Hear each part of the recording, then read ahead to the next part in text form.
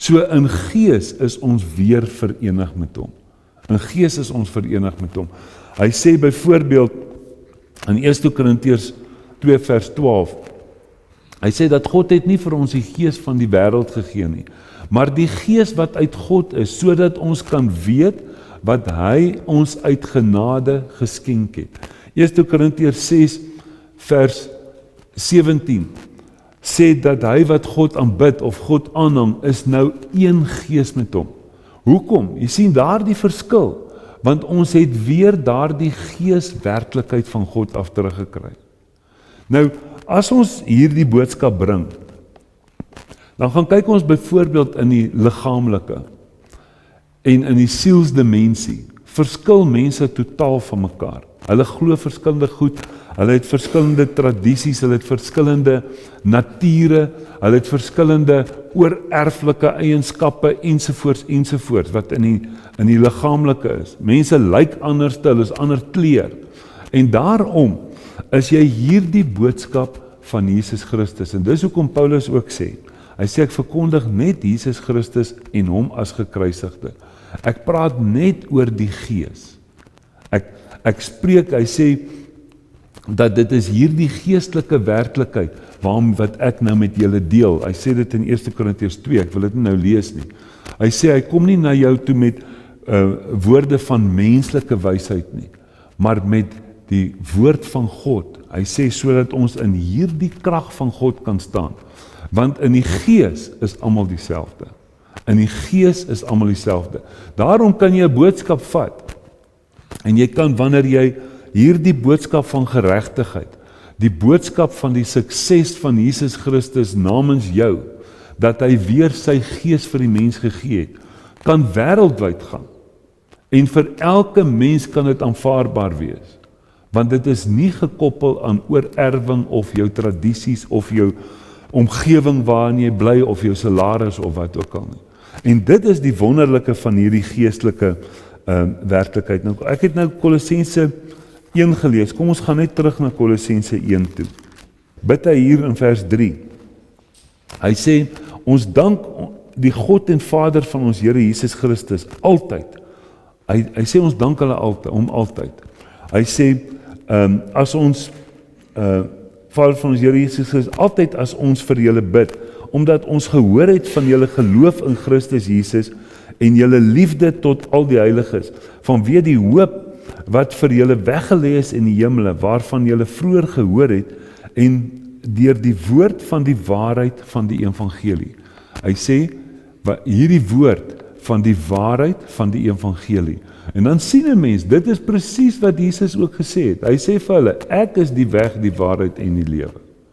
En hy praat in Lukas 16 vers 16 sê Jesus, die wet en die profete was tot op Johannes. Hy sê daarna word die evangelie, die goeie nuus van God verkondig. Dit is die woord van die waarheid. Jy kan maar reg deur gaan kyk as Jesus praat met die mense. Paulus praat met die mense. Johannes hulle praat met die mense en sê hy, ek sê vir julle die waarheid. Dit is teenoorgestelde van dit wat in die Ou Testament is, waar God sê in Jeremia, hy sê ek het dit teen julle profete, dat julle sê, so sê die Here, en dan sê julle julle eie ding. So wanneer ons by hierdie woord bly, dan weet ons dit is die woord van die waarheid. En dit is ook dan, kan ons maar gaan kyk aan Efesiërs 1 vers 13 wat ek aangehaal het. Hy sê, toe julle die woord van die waarheid, die evangelie, die goeie nuus van julle redding, gehoor het en dit geglo het, is julle verseël, hoor nou mooi, met die belofte van die Heilige Gees. Nou kyk, kom ons lees verder. Hy sê, hierdie waarheid van die evangelie, wat julle sowel as die hele wêreld bereik het. En dit dra vrug. En dit dra vrug. Wat dra vrug? Die woord dra vrug.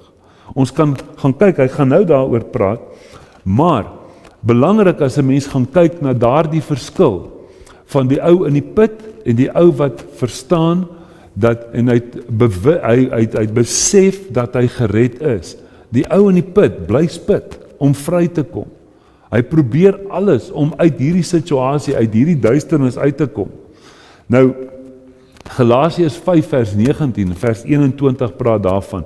Hy sê, mense, en dis hoekom dit so belangrik is dat ons besef dat ons het nou met 'n geeswerklikheid te doen. Hy sê die werke van die vlees is bekend en dan noem hy hulle. Dan kom hy dan sê hy, maar die vrug van die gees. Nou wie se vrug is dit? Die vrug van die gees. Wie se gees is dit?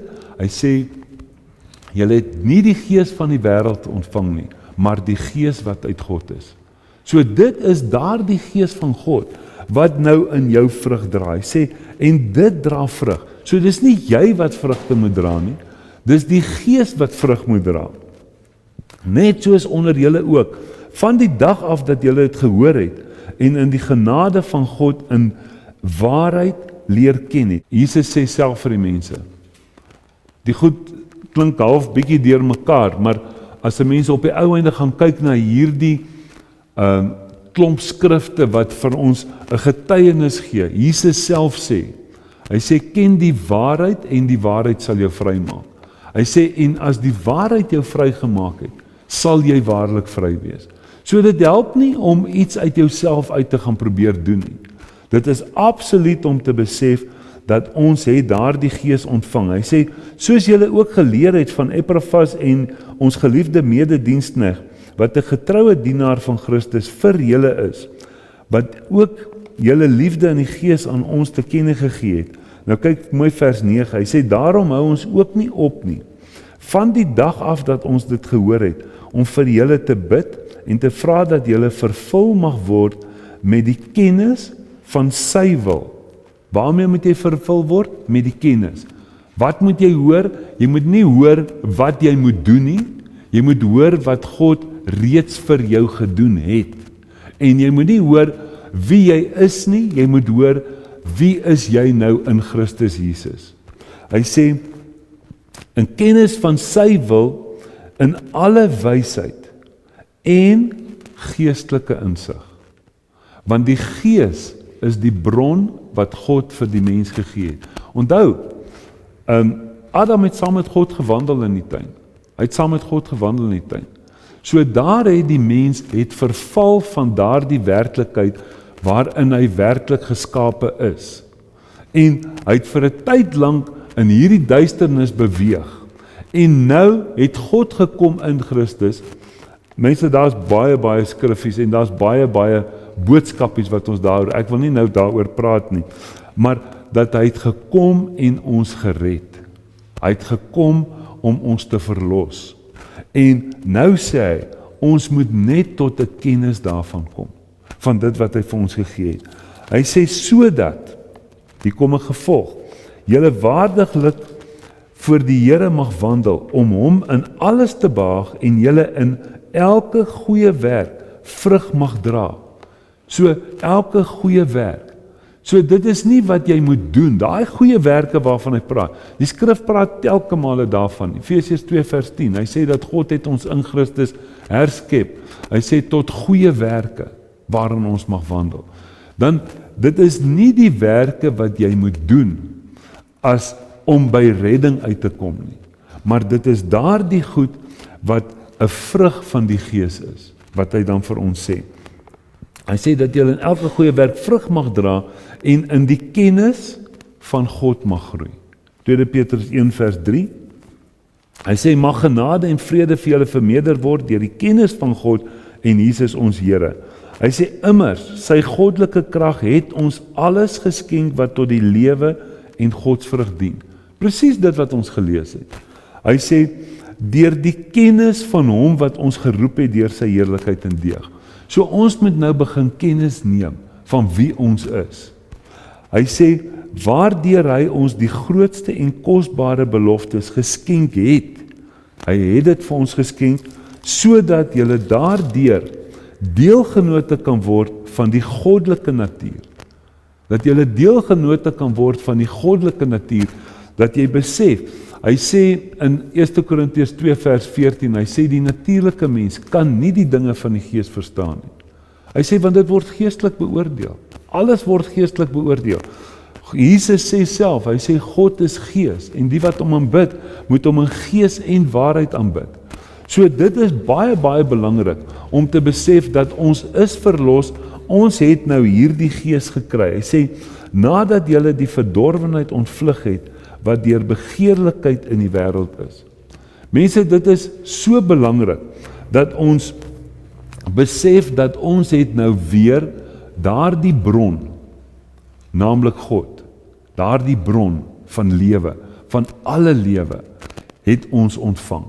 En dat ons deur dit te aanvaar, dit te glo, verseël kan word. En dan is daar 'n werksverrigting. Met ander woorde, daar is dan 'n gevolg daarvan. Efesiërs 3, kom ons kyk so vers 16. Hy sê dat hy aan julle mag gee na die rykdom van sy heerlikheid, om met krag versterk te word, deur sy gees in die innerlike mens. Hy sê, Romeine 10 praat daarvan, hy sê, hy wat in sy hart glo, en Christus Jesus bely, sal gered word. Met ander woorde, dit is daardie werklikheid. Hy sê nie meer ver nie. Hy sê naby jou, in jou hart en in jou mond, is hierdie woord wat ons spreek. Met ander woorde, dit is so belangrik, dat hierdie ewige voorneme, wat God gehad het hy vir ons absoluut 'n herstel gebring, deur daardie ou natuur van die mens weg te vat, waar die mens verval het hy praat van die vlees en hartstogtes en begeertes, het hy kom wegvat, hy het dit saam met Christus gekruisig, en hy het vir ons 'n nuwe lewe gegee, sy lewe. Hoe lyk sy lewe? Gees. Wat is die Gees? Die Gees is die bron van alles wat ooit bestaan het en ooit sal bestaan. Hy sê, en alles is uit God en alles sal weer terugkeer tot God. So dit is baie, baie belangrik, dat ons besef, dat God se begeerte was om daardie werklikheid in ons harte uit te stort.